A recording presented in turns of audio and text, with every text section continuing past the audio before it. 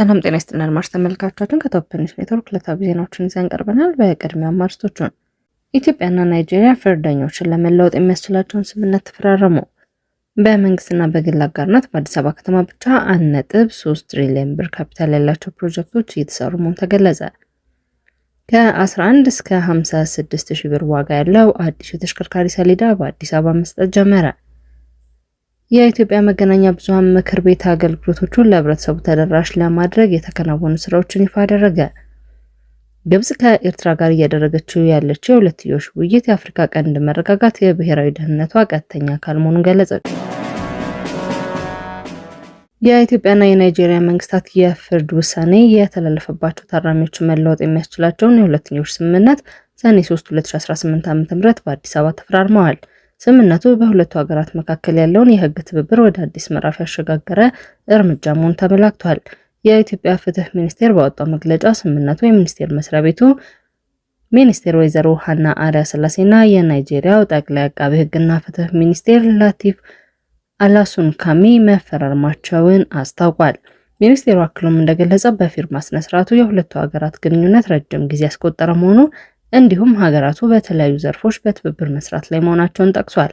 በፍትህ ዘርፉ ያለውን ግንኙነት ለማጠናከር የተፈረመው ስምምነት ትልቅ መነሻ እንደሚሆንና በዕለቱ ከተፈረመው የፍርደኞች ማስተላለፍ ስምምነት በተጨማሪ በሌሎች የህግ ጉዳዮች በትብብር ለመስራት ሁለቱ ሀገራት ዝግጁነታቸውን ገልጸዋል። ስምምነቱ በሀገሪቱ እንዲፈጸም ትኩረት መስጠት እንደሚገባ በፊርማ ስነ ስርዓቱ ላይ የተጠቆመ ሲሆን በዚህም ወቅት የሁለቱ ሀገራት የፍትህ ሚኒስቴሮች ስምምነት ተፈጻሚነት ለማድረግ ያላቸውን ቁርጠኝነትና ዝግጁነት ገልጸዋል ብሏል መግለጫው። እንደ ናይጄሪያ መገናኛ ብዙሃን ዘገባ ይህ ስምምነት በኢትዮጵያ ውስጥ የእስር ፍርድ ላይ የሚገኙ ከ100 በላይ የናይጄሪያ ዜጎች ወደ ሀገራቸው ተመልሰው የቀረ ስራ ጊዜያቸውን እንዲያጠናቅቁ ለማድረግ ምቹ ሁኔታን ይፈጥራል። በመንግስትና በግል አጋርነት በአዲስ አበባ ከተማ ብቻ 1.3 ትሪሊዮን ብር ካፒታል ያላቸው ፕሮጀክቶች እየተሰሩ መሆኑ ተገለጸ።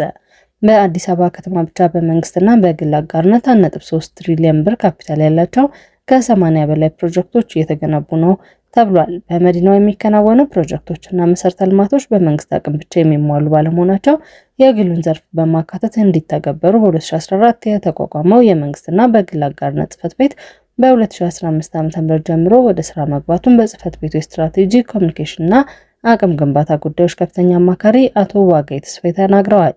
የመንግስትና በግል አጋርነት ጽሕፈት ቤት ስራ ከጀመረ አንስቶ በመንግስት በኩል ውሎችን የማዘጋጀት ፕሮጀክቶች ሊሰሩ የሚችሉባቸውን የመሬት ዝግጅት የማድረግና መሰረተ ልማቶችን የማሟላት ስራ ሲያከናውን እንደነበር ገልጸዋል።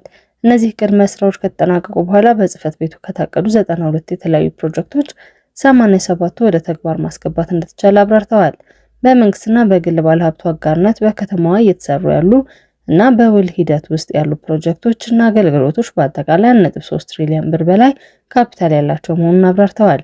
ተግባራዊ መደረግ የጀመሩት የግንባታ ፕሮጀክቶች ውስጥ ተጠናቀው ለአገልግሎት ዝግጁ የሆኑ መኖራቸውን የመንግስትና በግል አጋርነት ጽሕፈት ቤት አስታውቋል።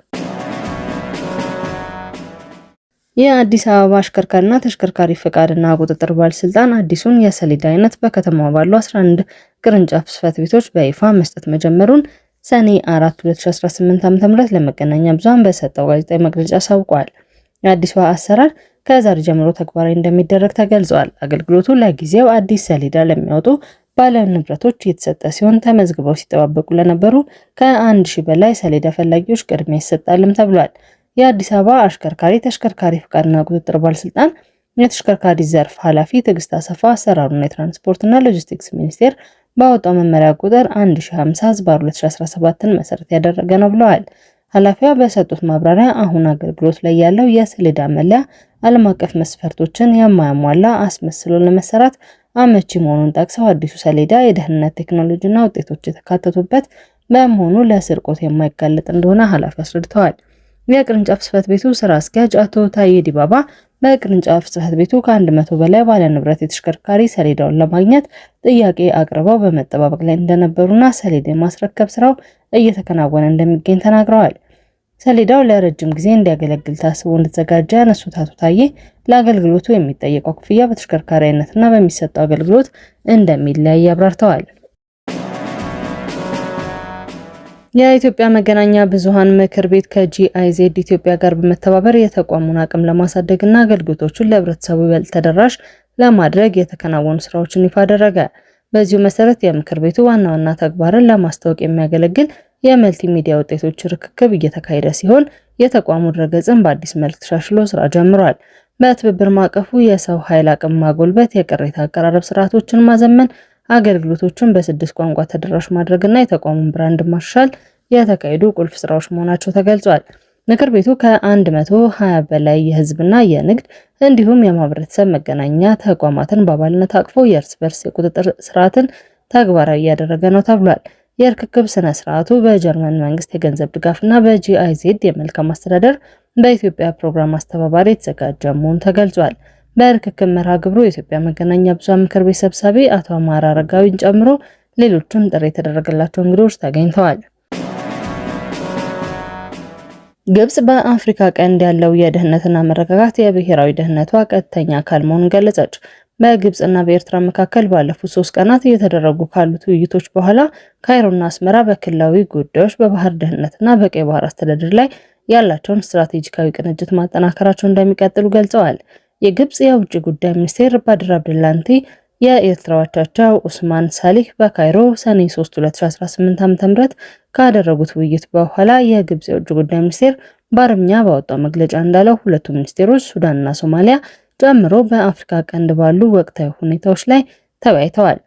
ግብጽ በጀነራል አልቡርሃን ለሚመራው የሱዳን ወታደራዊ ኃይልና ለሶማሊያ ፌዴራላዊ መንግስት የምታደርገውን የወታደር ድጋፍ በቀጠለችበት በዚህ ወቅት በእነዚህ ሀገራት ያላትን የደህንነትና የወታደር ተሳትፎ እያሰፋች እንደምትሄድ በተደጋጋሚ መዘገቡ ይታወሳል። በውይይቱ ወቅት አብደላቲ ግብጽ በአፍሪካ ቀንድ ደህንነትና መረጋጋት ለማስጠበቅ ያላትን ጽኑ አቋም፣ የግብጽ ብሔራዊ ደህንነት ቀጥተኛ አካል መሆኑን የገለጹ ሲሆን በአፍሪካ ቀንድ ያሉ ሀገራት ብሔራዊ ተቋማትን መደገፍና ሉዓላዊነትና የግዛት አንድነትን መጠበቅ አስፈላጊ መሆኑን አጽንኦት ሰጥተዋል። የግብጽ ሚኒስቴር አክለውም በአፍሪካ ቀንድ ያሉ ሀገራት ሉዓላዊነትን የሚጋፉ ወይም ቀጠናውን የሚያናጉ ማንኛውንም አንድ ወገን የተናጠል እርምጃ ውድቅ ማድረግ እንደሚያስፈልግ ተናግረዋል። በሁለቱ ሚኒስቴሮች መካከል ትላንት የተደረገው ውይይት የተካሄደው የኤርትራው ፕሬዝዳንት ኢሳያስ አፈወርቂ እሁድ ዕለት ለ3 ቀናት ይፋዊ የስራ ጉብኝት ወደ ግብጽ ማቅናታቸውን ተከትሎ የመጣ ሲሆን ፕሬዝዳንት ኢሳያስና የግብጹ ፕሬዝዳንት አብዱል ፈታህ አልሲሲ ከ2 ቀናት በፊት በካይሮ ሰፊ ውይይት ማድረጋቸውና በውይይቱም በኋላ ሁለቱ መሪዎች የወደብ መሰረተ ልማት፣ የባህር ትራንስፖርትና የባህር ሀብቶችን ጨምሮ በስትራቴጂካዊ ዘርፎች ላይ ተጨባጭ ፕሮግራሞችን ለመጀመር መስማማታቸውን መዘገባቸው ይታወሳል። አድማጭ ተመልካቾቻችን ከቶፕ ኒውስ ኔትወርክ ለዕለቱ ያዝናቸው ዜናዎች እነዚህ ነበሩ። መልካም ቆይታ።